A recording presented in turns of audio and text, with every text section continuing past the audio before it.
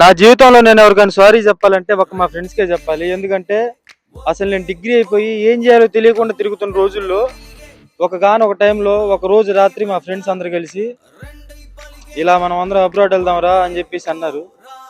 ఆ రోజు అసలు నాకేం చేయాలో కానీ అర్థం కాల. నేను జస్ట్ మా అమ్మ వాళ్ళకి ఫోన్ చేసి ఇలా మా ఫ్రెండ్స్ అబ్రాడ్ వెళ్దాం అనుకున్నారని చెప్పేసి చెప్పాను. ఆ తర్వాత ఇక మా పేరెంట్స్ కానీ ప్రోత్సహించారు. నిజం చెప్పాలంటే నా సక్సెస్కి కారణం ఇప్పుడు నేను చేసేది గొప్ప పనే కావచ్చు, చెడు పని కావచ్చు, లేకపోతే చాలా చిన్న పని కావచ్చు, ఏదైనా కావచ్చు. అసలు నేను యూకే వరకు వచ్చానంటే దానికి మోల్ ఆఫ్ ది రీజన్ అంటే మా ఫ్రెండ్స్ అనమాట. వాళ్ళు నిజంగా చెప్పాలంటే నా ఫ్రెండ్స్ కాదబ్బా, నా ఫ్యామిలీ. బట్ నేను వాళ్ళకి సారీ చెప్పాలి. ఎందుకు సారీ చెప్పాలంటే ఇప్పుడు 2 ఇయర్స్ అవుతుంది నేను యూకే వచ్చి దగ్గర. సో 2 ఇయర్స్లో మా ఫ్రెండ్స్కి కనీసం నేను 2 సార్లు కానీ ఫోన్ చేయలేదు. నాకు హెల్ప్ చేసిన వాళ్ళు ముగ్గురు. ఒకటి శివ, ఇంకొకళ్ళు సాయి చందు అని, ఇంకొకళ్ళు శ్రీను. వీళ్ళు ముగ్గురు. ఒకడు వచ్చి శివ నాతో పాటు యూకేలో ఉన్నాడు, అండ్ ఇంకొక సాయి చందు వచ్చేసి ఐర్లాండ్లో ఉన్నాడు అనమాట. అండ్ శ్రీను అనే అబ్బాయి ఇంకా ఇండియాలోనే ఉన్నాడు. అంటే ఫ్యామిలీ ఇష్యూస్ వల్ల అబ్రాడ్ రాలేకపోయాడు.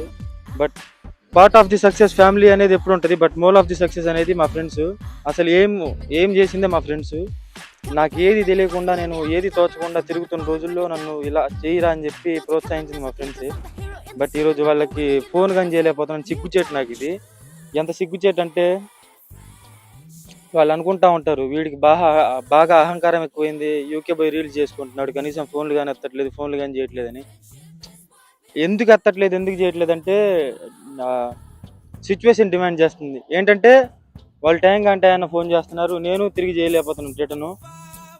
సారీ సాయి చందు, శ్రీను, శివగడికి సారీ చెప్పాల్సిన పని లేదు. ఎందుకంటే మేము మొన్నటిదాకా కలిసే ఉన్నాం. ఇప్పుడు నేను స్కాట్లాండ్ వచ్చాను, వాళ్ళు లండన్లో ఉన్నాడు. నేను మళ్ళీ ఏదో ఒక రోజు లండన్కి వెళ్ళాల్సిందే, అది ఖాయం.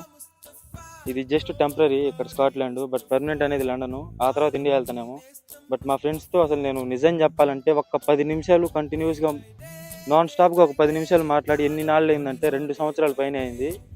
2 సంవత్సరాలు మేము ఇండియాలో యుద్ధమే చేసాం మేమందరం కలిసి. ఆస్ట్రేలియా, యుఎస్, ఐర్లాండ్, యూకే ఎన్నెన్నో ట్రై చేసాం. లాస్ట్కి తలా ఓ దేశం వచ్చేసాం. బట్ మా ఫ్రెండ్స్కి నేను ఎంత చేసినా వాళ్ళ రుణం నేను తీర్చుకోలేను.